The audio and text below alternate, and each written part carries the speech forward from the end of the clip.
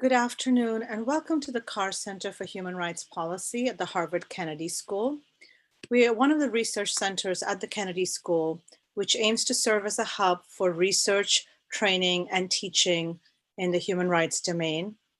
We are having a series of webinars now on a range of issues, including the killing of George Floyd and Breonna Taylor and countless other Black men, women, and trans people across the United States, and the impact that has on the civil rights movements and social movements of today. Today, it's an honor and privilege to hear from Agnes Callamard. Agnes is the Special Rapporteur at the United Nations on extrajudicial executions, summary and arbitrary executions, and she's also at Columbia University. After we hear from Agnes, we'll have an opportunity to have a dialogue with her, both drawing on questions from the audience as well as questions that I will pose to Agnes.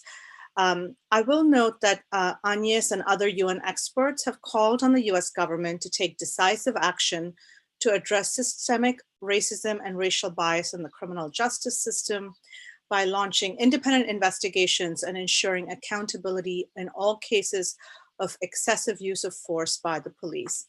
Thank you, Agnes, for joining us today. I think you are on mute. Okay. I think I've unmuted myself. Yeah? Yes. Many thanks for the invitation and for the honor and opportunity to speak with you and discuss the very difficult and extremely topical issue of police use of force and police violence. And I thought for the 20 minutes that I will speak, I will first introduce the international standard for police use of force, and then move on to what I understand to be the situation in the United States and why I think even though the excessive use of force by the police is a universal problem which requires international responses, there are specificities in the United States which must be tackled. So the first issue I want to speak about is the fact that historically the use of force by the state has been one of the key triggers for the international human rights movement. It is certainly behind the establishment of my mandate. It is behind the establishment of the mandate on against the use of torture. So the use of force by the state has driven the international human rights movement, and it has intermingled with a concern for universalism and a concern therefore for discrimination. And the two together have been, in my opinion, some of the central forces behind the establishment of what we understand to be the human rights framework. So the use of force and non-discrimination. And I think right now what we are witnessing is how those two forces have actually failed in many ways to deliver what we were hoping they could deliver, not only 70 years ago when we established the International Human Rights Institution, but even before that. So to focus on the use of force by the state, so by law enforcement or security forces, they are driven, or they should be based on a range of principles that have been the object of much jurisprudence internationally and elaboration through international standards. And those key principles are those of legality, necessity, proportionality, precaution, non-discrimination, as I have already spoken about, and accountability. They are the framework that we find in the jurisprudence by many regional courts and national court, and they are at the heart of the guidelines and the standard for the use of force. So what does this mean? It means that the use of force must be set in law. That's the principle of legality. It must be used only when it is strictly necessary. It must be used in proportion with the threats posed. And the use of lethal force can only and must be restricted to the saving of lives. So it's very clear under international law that somebody fleeing a scene cannot be killed and should not be the object of lethal use of force. It can only be used, any kind of use of force, after all precautions have been taken and without discrimination. And if any of those principles have been allegedly violated, then there must be accountability. So the use of force under international law is extremely, I will not say it's extremely restricted, but it is certainly very codified.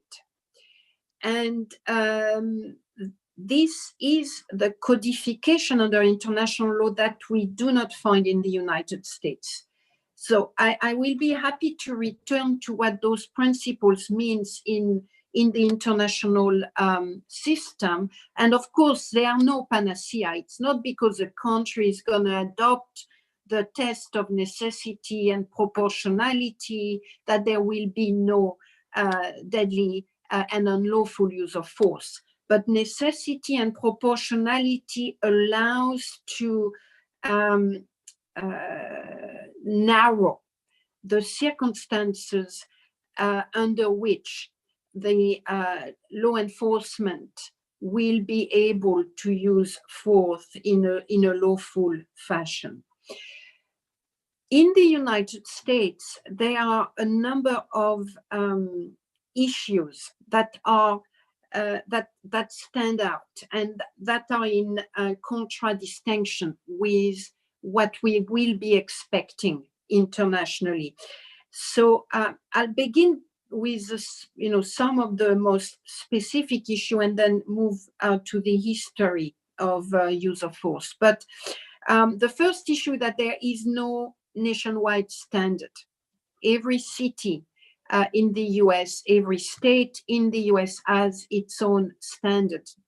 There are some federal guidelines, but ultimately, if you want to understand the use of force by law enforcement officers in the US, you've got to go down to what is being enacted at city level. And that makes for a very complex regulatory environment.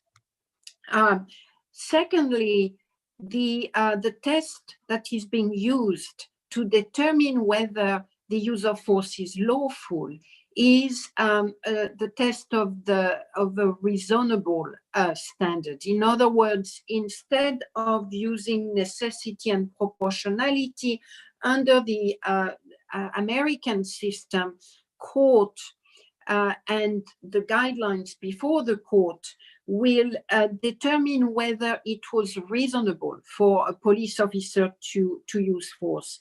That was very much has been implemented systematically by court, beginning in 1989 with Graham versus Connor. And that test of the reasonable test is being further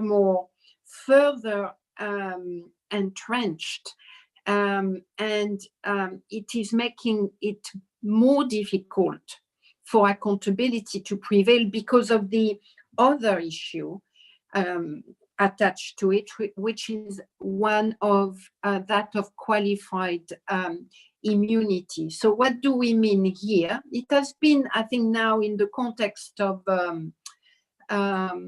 what's happening right now, the George Floyd I Can't Breathe protest. I think a number of journalists and others have explained that the Supreme Court of the United States have given police officers a kind of a sweeping immunity from being sued, even if and when they engage in brutal conduct. And they've done that by using this qualified immunity doctrine, which means that one can sue an officer, or in fact that an officer will be found guilty of unlawful use of force if and only we can prove that there was a prior case which was very similar to the case or the incident that is being the object of a lawsuit. And because there is basically no jurisprudence or very little jurisprudence around the unlawful use of force in the United States, the qualified immunity has made it almost impossible to sue a police officer successfully. And it has further enshrined and it has rendered the court complicit of a legal and regulatory framework that was already very distinct from what is required under international law. And all of this has translated in a clear lack of accountability. Now, that again is not specific to the United States. As a special rapporteur, I can testify to the fact that around the world, police officers are very unlikely to be found guilty when they use force. But in the context of the United States, that is, you know, whether it's big, the lack of accountability is larger, I will not say that, but it is certainly very present. And I wanted to give you some figures. From 2009 to 2010, over a 1-year period, there was only a 30% conviction for unlawful use of force, and out of those 30%, only a very small number of law enforcement officers actually served prison sentence. In a 10-year period, there were only a handful of cases of murder being successfully argued in front of a court. So all of those factors are part and parcel of the recent, I will say, regulatory and legal framework for the use of force. Now, I would like to step back in history, I think it is now very well understood, and it has been very well put forward by far better speaker than I, that the history of police and policing in the United States is a racial history. So it is an history of that can only be understood in its in its context of policing African Americans and policing the black bodies. It is a story that has taken, was revealed particularly in the summer of 1836, when hundreds of African Americans were killed by the police in a number of American cities. It is reflected in the imprisonment rate of African American. It is reflected in the killings of African Americans at the end the police. So the history of policing in the US, and I will say not only, but certainly in the US and in countries that have similar histories as the United States, that policing can only be understood vis-a-vis its racial history. And therefore, the search for accountability for police violence is clearly and deeply intermingled with a search for racial justice. And one may therefore feel overwhelmed, I will say, with the extent of the reform that must be undertaken, because we are not only talking here about reforming qualified immunity, which must be done. You know, it is absolutely unacceptable that the United States, you know, should have that standard in its enshrined in its jurisprudence. It's simply put unacceptable. So, you know, qualified immunity must end. The standard being used of the reasonable act, that too must be shifted towards a recognition of the international standard of necessity and proportionality. And what it means is far greater investment in you know, non-violent means, in de-escalation method, which whenever they have been used, whenever police officers have been trained, including in the US, on the use of this de-escalation, have resulted in a large drop of accusations of police violence. But again, you know, that only part of the story. That is why I think what's happening right now in the United States is so unique and has grabbed the attention and the you know, has become a global phenomena, because I think everyone understands that the protest following the killing of Mr. Floyd, those protests are not only about qualified immunity. Those protests have revealed, of course, the disproportionate use of so-called less lethal weapons. But those protests are also demanding a form of justice which is extremely radical in its, you know, in our history. It is demanding racial justice. It is calling for the defunding of the police, which is something that you know, is extremely unusual and within the mainstream human rights discourse, and very challenging. But you know, personally, I am both challenged and in awe with what the current movement is asking for. And I think, I hope that it will be able to create the necessary institutions and follow-up mechanisms to the protest, because what is being asked is so important and is so relevant to justice in our society, and it is pointing to a future that should be so much greater than what we have built so far. You know, I'm really hoping that we are going to see over the next months and year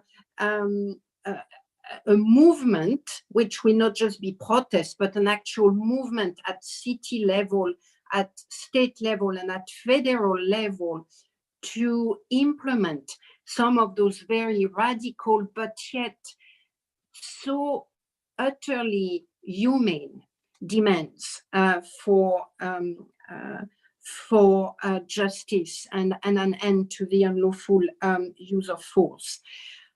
So I think maybe I'll stop here, and I'm happy to speak about the more technical aspect of what we have witnessed, the tear gas, the rubber bullet, the chokehold, all of those so-called less lethal techniques and weapons that are proving to be lethal and very harmful. I can speak about all of that, but I don't want us to lose track of the deep and authentic meaning of what's happening right now. And it's not just, it's not something that can be captured by technical human rights language. It's something that can only be captured by going back to the root, the heart, the meaning of human rights, really. And, that's why I think what's happening in the US right now in response to the killing of Mr. Floyd is, as such an important meaning for all of us globally. Yeah. Thank you. Thank you so much, Agnes. Before we talk further about many of the points that you raised in your remarks, I'm wondering if we could take a step back and if you could share a little bit about your mandate, how it's structured, its purview, how you choose priorities. And, very often when people think about human rights, they think about work that is happening elsewhere, Venezuela, China, etc. And I think it is time in the United States to turn the gaze inward to say, what is the legacy of racism in the United States? How does that affect current day access rights?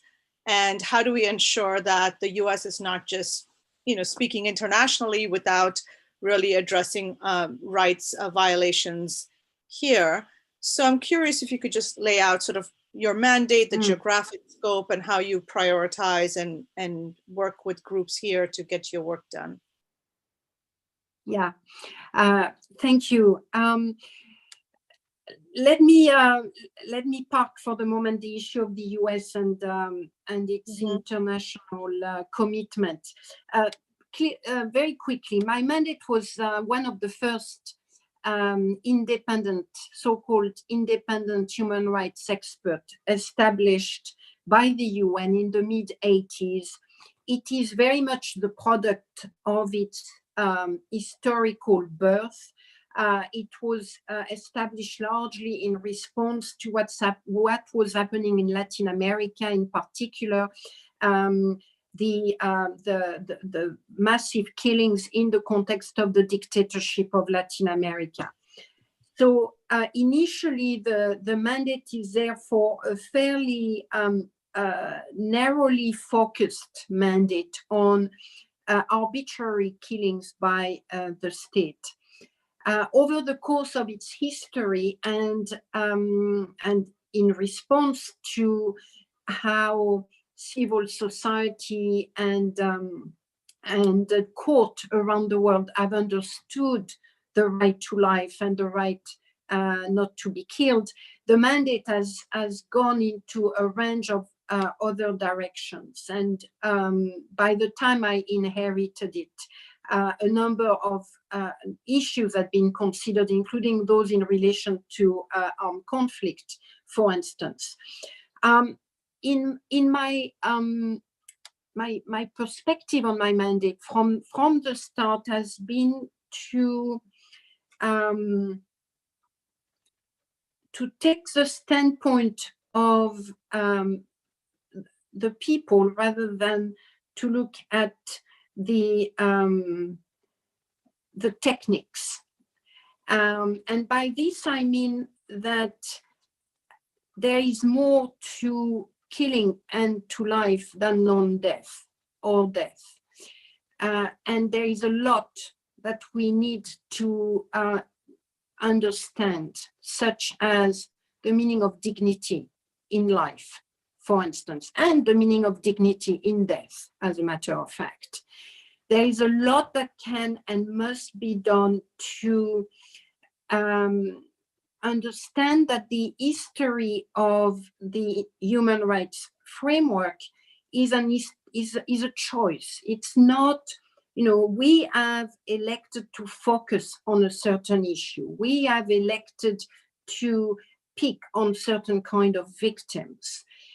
And I wanted to ensure when I started my work that I was fully aware of the choices that had been made to unpack and understand the meaning of the right to life, and therefore to maybe challenge myself and others to push that understanding. So that's why my first report as a special rapporteur was to take a gender perspective on extrajudicial executions.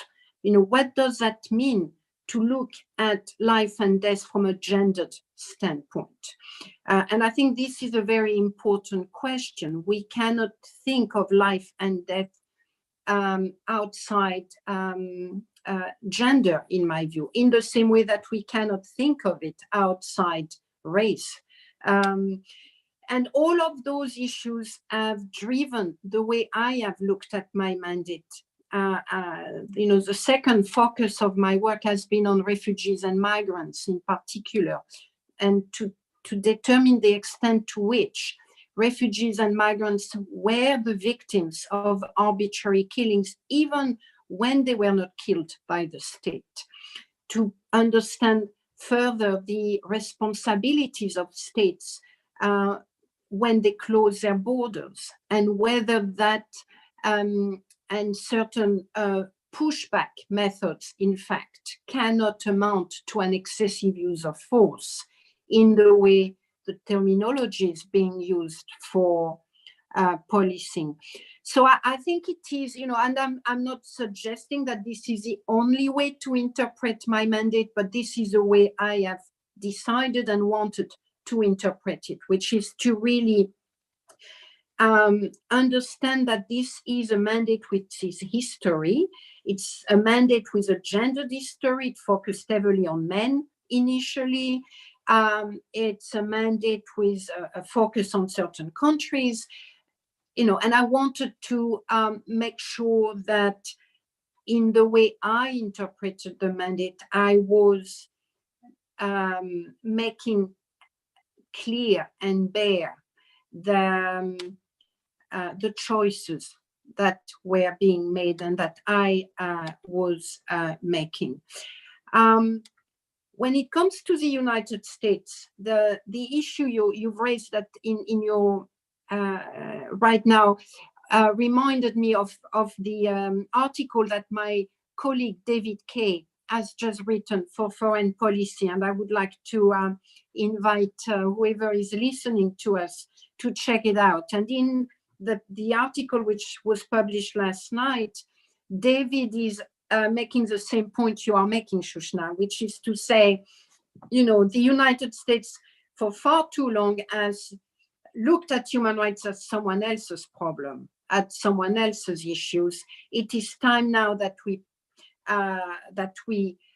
consider and place the international human rights framework upon our own history and upon our own behavior. And he's also making some very specific recommendations, including the establishment of a national human rights institution, which is something that you will find in many countries around the world, but doesn't exist in the US. A number of international conventions have not been ratified by the United States. So for all those reasons, I think David's and your point are very well taken, which is it is time for the US to, it's not that the US does not have a history of human rights. Of course it does. It has a very strong history of civil and political rights. And it has it has driven largely our global understanding of racism and non-discrimination. So there is a very strong history demanding rights in the US. but it is a history that has failed, or it is an approach that has failed to look at what may be learned from outside. It has been very inward looking, and it has not quite understood that the international system could actually be of a great assistance in understanding how human rights can be enshrined in the practice, in the daily practice. So I think that was a message that David delivered in his piece, and I could not agree with him more. There is a strong history here, and we still find that history in the march and the protest over the last 10 days. It is a history that must also turn its attention to what the international system can offer.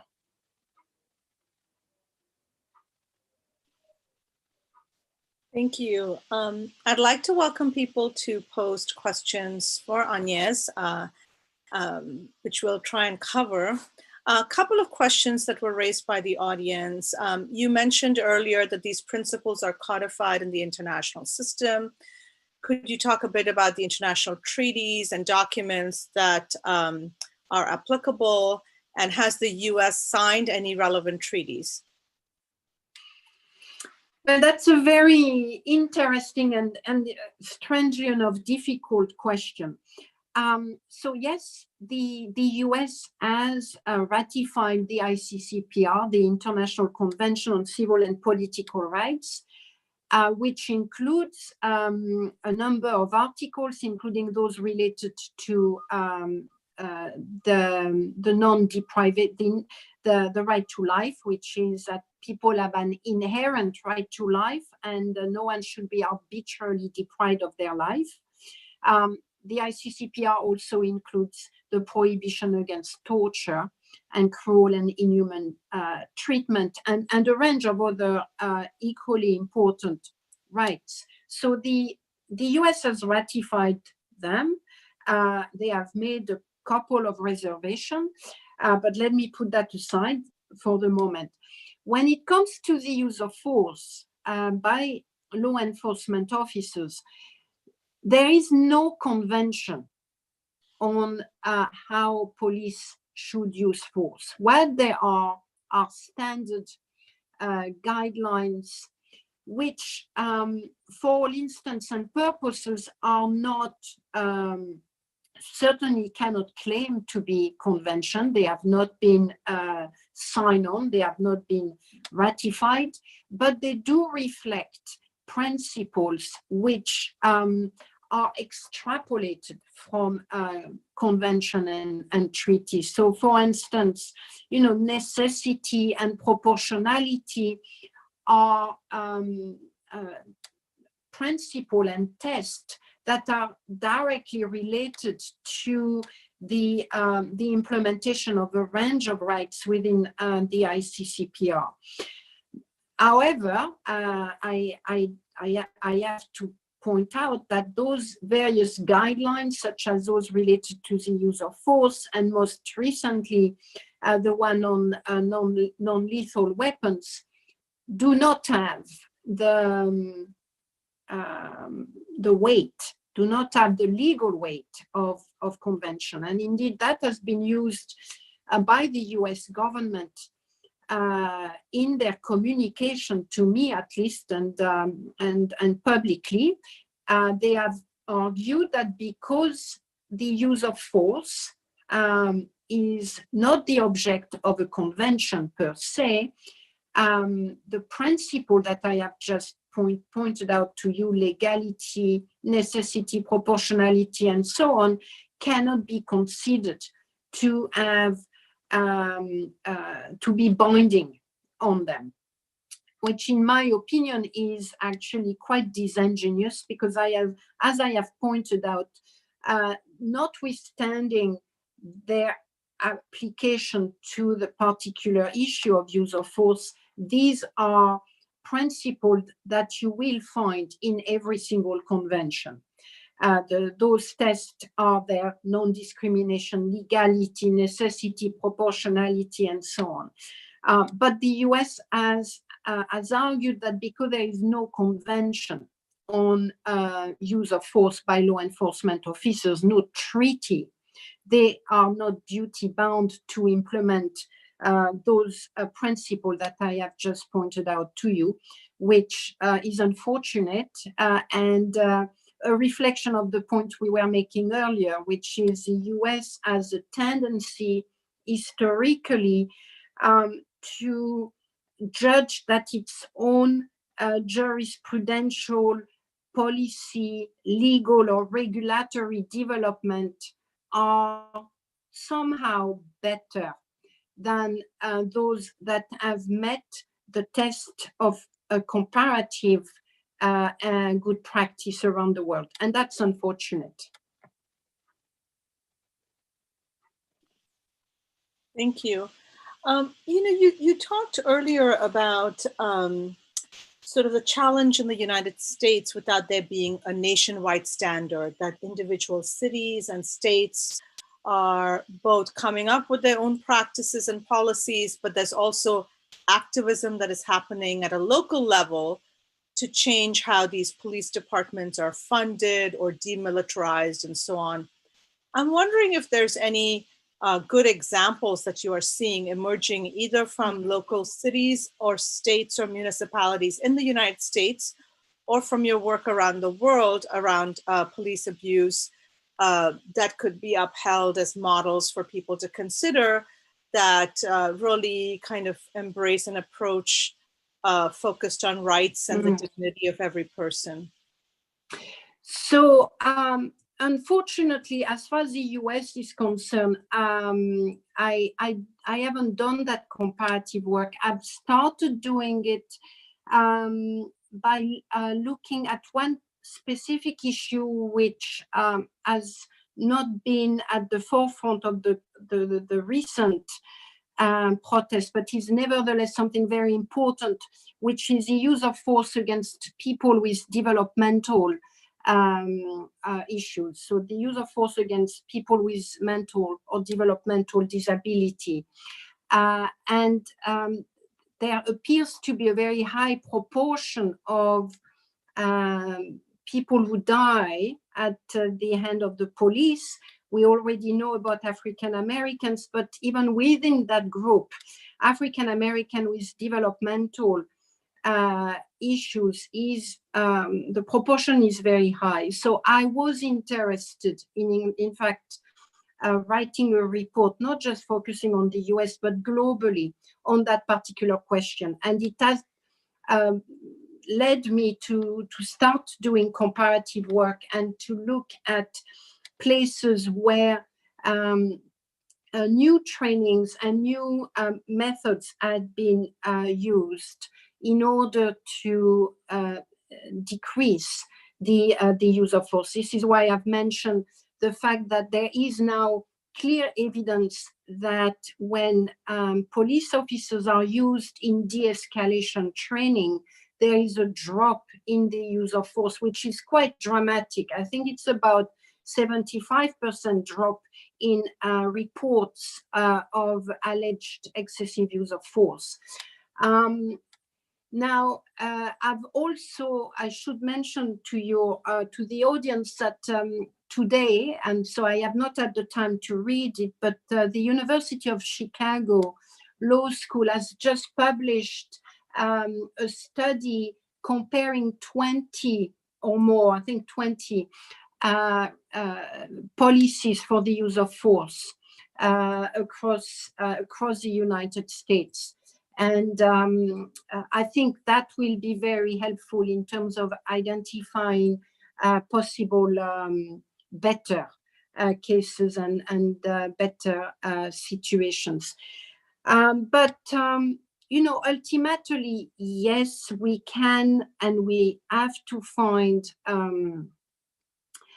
regulatory system that works better. So, how regulation regarding chokehold, regulations regarding the use of tear gas, the use of rubber bullets. I mean, all of those can only have, if they are, of course, well designed and well implemented, will result into a decreasing use of force.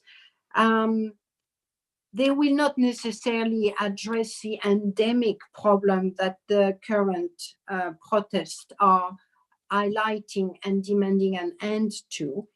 And that's why I was suggesting that we certainly need to not to lose track of the technical element, the technical part of the use of force, because that is the one that we can more easily regulate.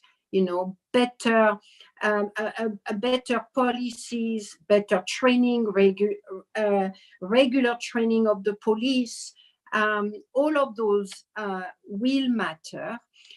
Ultimately, it's going to be the accountability, I think, is going to be, it will play a very important role.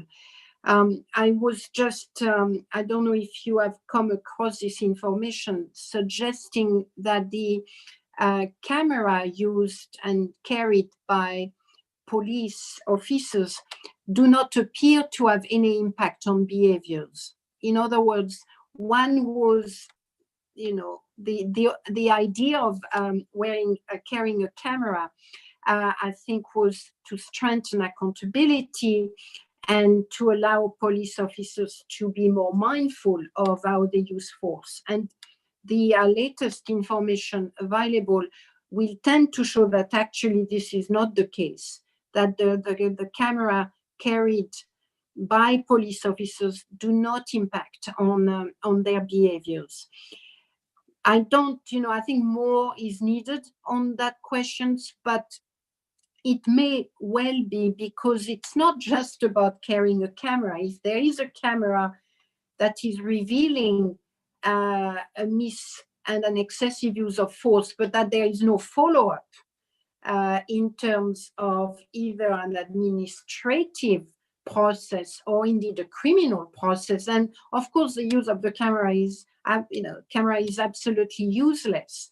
So I think we cannot lose track of the accountability part of it. That's why the fact that so far the legal and court, the legal framework and the court have enshrined bad behaviors is extremely problematic, and we really must demand an end to the qualified immunity in particular.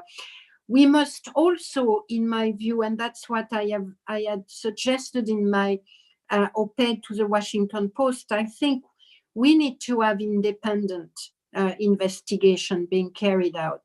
There is too much conflict of interest whenever a prosecutor in a city or state is being asked to charge police officers. I think the risk of conflict of interest are very high.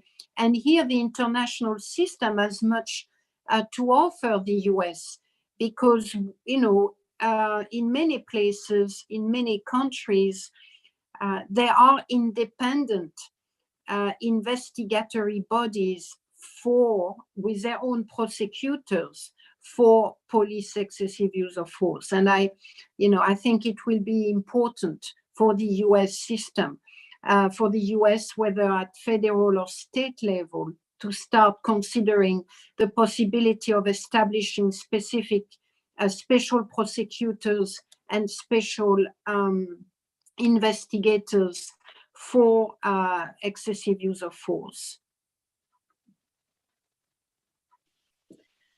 So you had mentioned earlier, and we've seen on the news, sort of the incredible uprising around the world where people are marching from New Zealand to London, around the world, and people are even toppling statues, throwing them into bodies of water.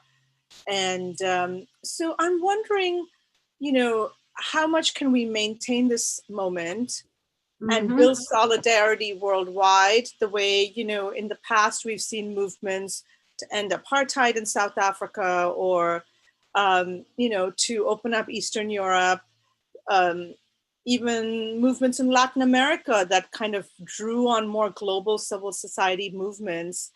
What is the work that you see in your mandate around the world that we need to connect with and leverage and uplift? It's a difficult question. So first, you know, that's the point I was making a little bit earlier, is in direct relation to that. I think the protests in the US and now globally have unleashed a force which must be channeled towards changes. And for that, we need individuals, we need institutions, we need processes. You know, it's not rocket science, but it needs to be done. We are not going to change the law. We're not going to defund the police. We're not going to establish community policing overnight. There needs to be a sustained demand. There needs to be the transformation of the protesters, part of it, into an actual movement with demands and people that are going to do the necessary follow-up, that are going to go to court if required, go to the cities, and so on and so forth. We already see something happening. I mean, it's unbelievable how many, you know, the number of cities and states that are moving into that direction.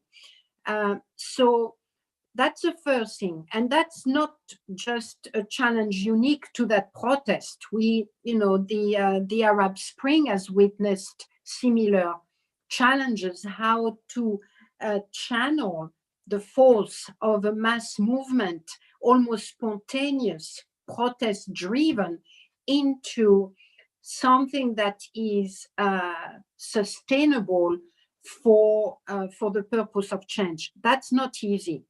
But that, to me, is the first challenge we are confronting. We must find ways of translating that protest into an actual movement that is going to be sustainable and that is going to bring about tangible changes. This is the only way. And yes, it does mean losing part of the spontaneity, losing part of the more authentic, maybe, nature of the protest. But if we do not translate that into an actual movement with people, policies, institutions, processes, I think it's going to be very difficult to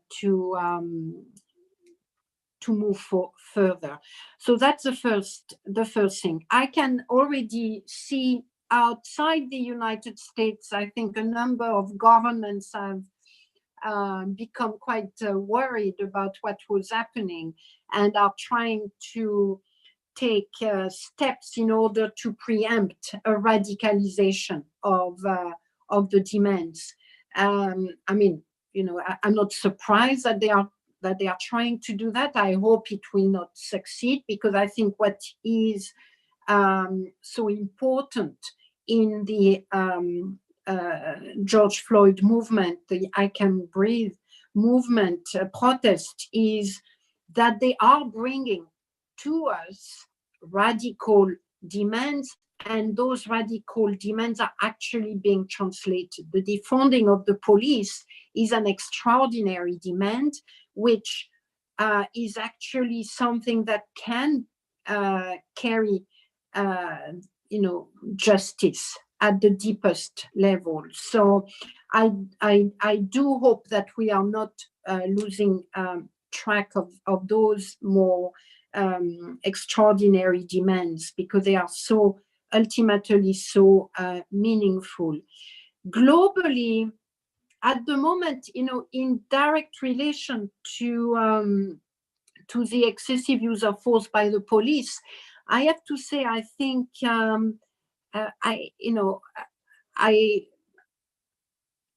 don't see any global social movement that can be that can bring more to the table. I think the greatest contribution that the international community can do, civil society included, is with regard to those basic standards that I have spoken about, which must be included in the American system. The National Human Rights Institution, which I think will be important for the US, and it's something that the US should be carrying forward. But right now, globally, we are looking at the US. For me, as a person with a mandate on excessive use of force, it is what the cities are going to do that is going to very much feed my thinking about how to address endemic discriminatory practices. It is what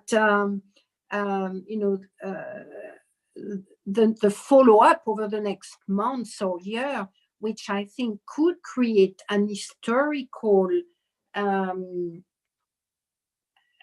framework. It could be radical for the rest of the world, what the US may be doing over the next year in terms of implementing the demands. And I'm really not somebody who is prone to overstating stuff.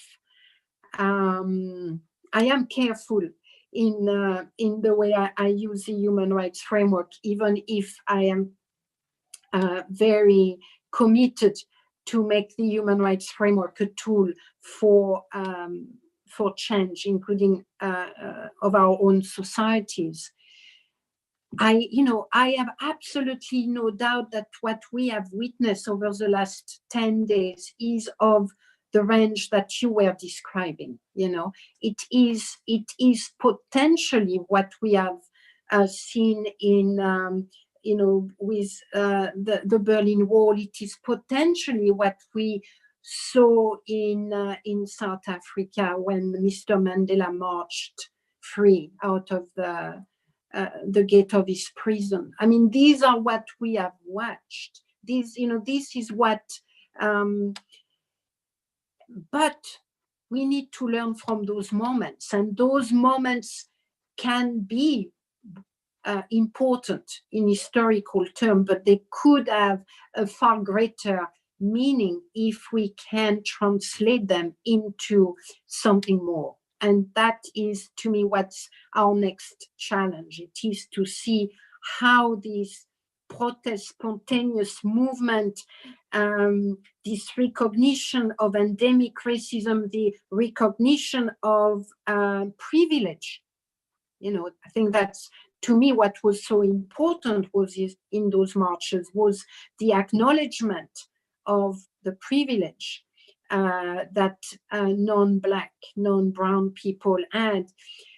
How are we going to move that further in policy terms, in new laws, in new elected officials, in new regulations, in new culture within those institutions? And I'm going to watch it. I'm going to try to participate to it as much as I can. But I'm not sure we have a great deal of. I think we're going to learn a lot as we are doing it.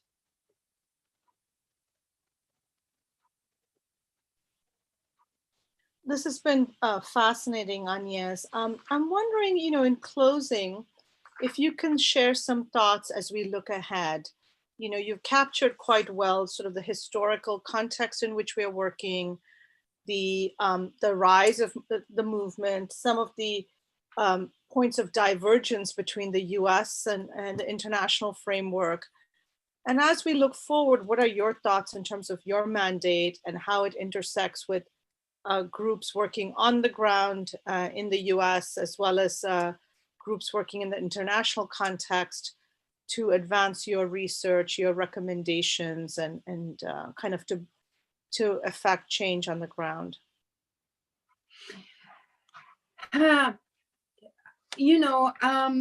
If we had had this conversation 3-4 weeks ago, we would have spoken about COVID-19 and what it has meant for the world. We're meeting now, we're speaking about the George Floyd murder and the protest. But I don't think we should lose track of COVID-19, because this is the other historical moment in our destiny in many ways, and it is one that has not, in fact, been fully understood. I think in many ways, while the challenges linked to the endemic racism and the necessity to transform policing and justice, not just in the US, but around the world, so that it carries racial and social justice with it.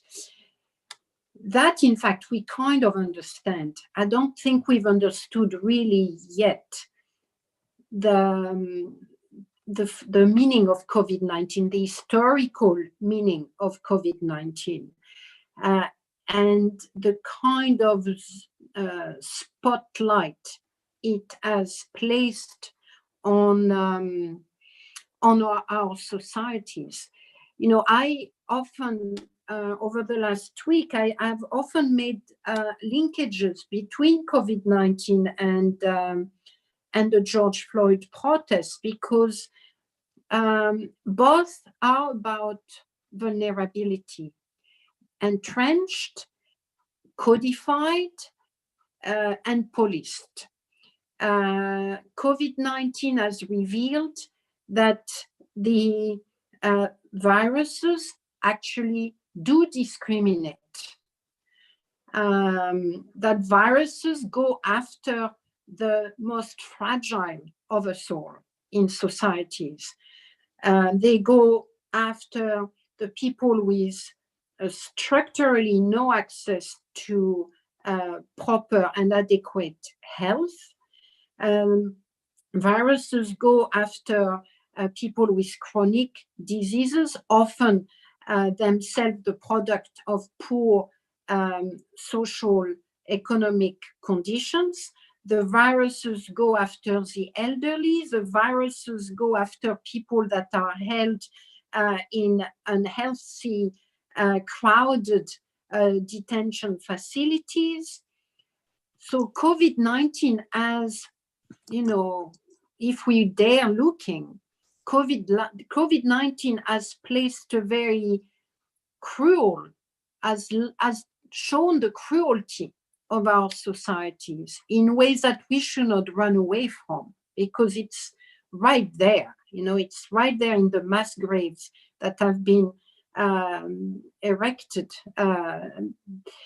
in many parts of the world, including in the United States. So that to me is, those two movements together, surely they must bring us to a moment, to the realization that the path taken over the last decade, if not longer, is wrong, is unjust, is unfair, and is bringing us to an abyss.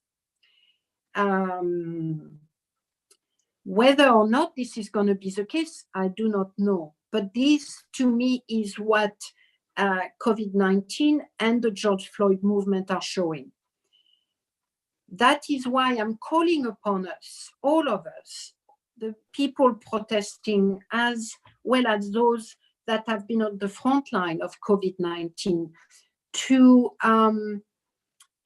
think of how do we translate that into new institutions so that we can carry forward the changes that are required.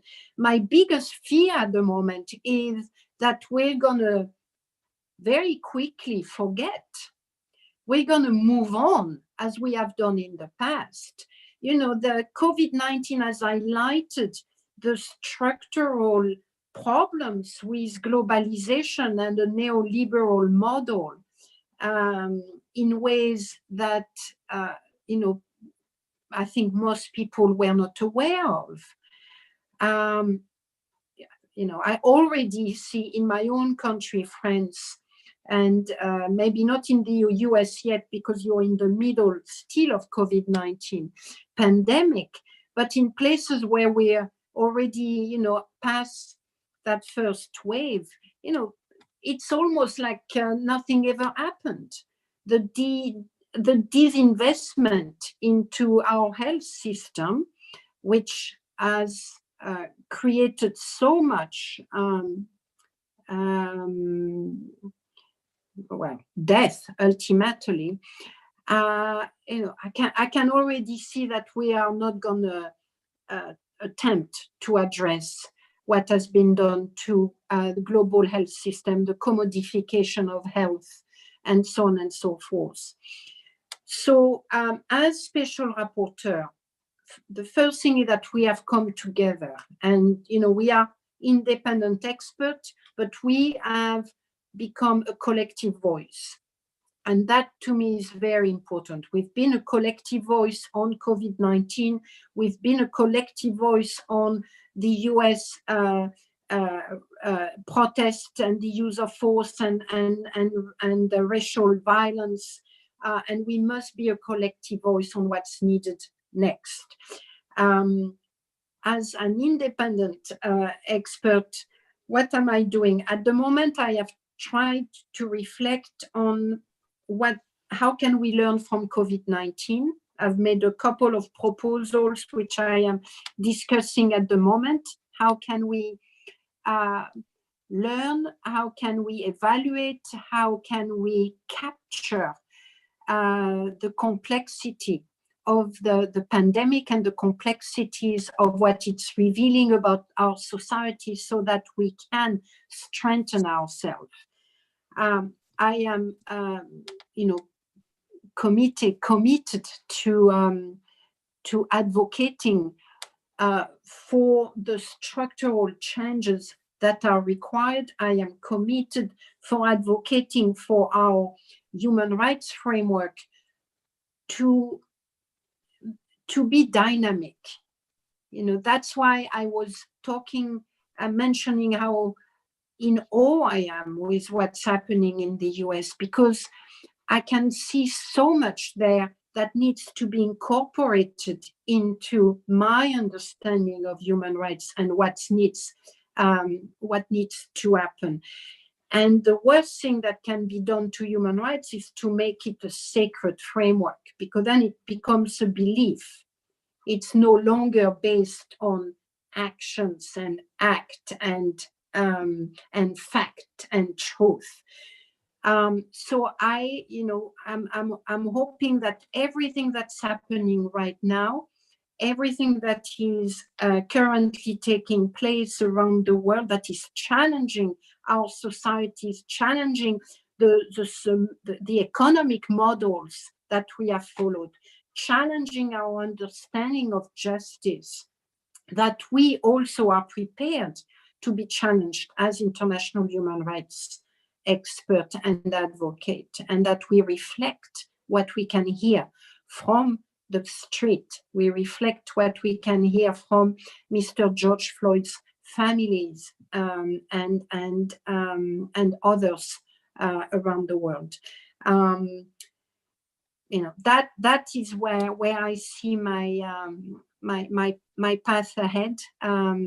Continue to push for our collective voice and my individual focus on dignity in life, dignity, reflection of the right to life, the right not to be arbitrarily deprived of one's life, but also an acknowledgement that there is more to life than non-death. And that to me is extraordinarily important. Thank you so much for joining us today, Agnes. And thank you to our audience for joining us today. Thank you. Thank you to you all.